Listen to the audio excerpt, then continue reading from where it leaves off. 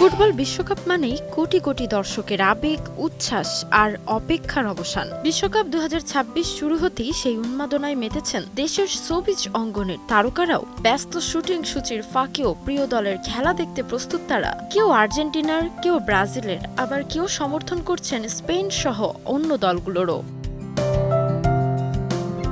দেশের শীর্ষ নায়ক মেগাস্টার সাকিব খান বরাবরই বিশ্বকাপ এলে নিজের সমর্থিত দল নিয়ে রহস্য বজায় রাখেন। কখনো ব্রাজিল, কখনো আর্জেন্টিনার প্রতি ঝোঁকের ইঙ্গিত মিললেও এবারের বিশ্বকাপে তিনি স্পষ্ট করে কোনো দলের নাম বলেননি। ফলে তাকে ঘিরে ভক্তদের কৌতূহলও কম নয়। অভিনেত্রী বিদ্যা সিনহা মিম ছোটবেলা থেকেই ব্রাজিলের সমর্থক। তিনি জানান, খেলার প্রতি অতিরিক্ত আগ্রহ না থাকলেও বিশ্বকাপ এলে পরিবারের সবাই মিলে খেলা দেখার আনন্দ উপভোগ করেন। যদিও আর্জেন্টাইন মহাতারকা লিওনেল মেসির খেলাও তার পছন্দের, তারপরও বিশ্বকাপ জয়ের স্বপ্ন দেখেন ব্রাজিলকে নিয়েই। জনপ্রিয় অভিনেত্রী মেহজাবিন চৌধুরীর হৃদয় জুড়ে আর্জেন্টিনা। মেসির প্রতি ভালোবাসা থেকেই তার এই সমর্থন। তবে খেলা নিয়ে বাড়াবাড়ি কিংবা অন্য দলকে ছোট করে দেখার সংস্কৃতিকে সমর্থন করেন না তিনি।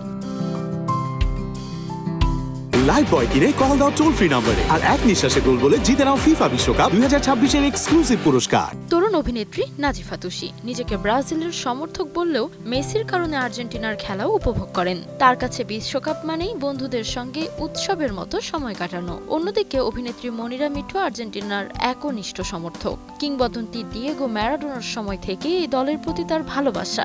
জয় পরাজয় যাই হোক, আর্জেন্টিনার পাশেই থাকার কথা জানান তিনি।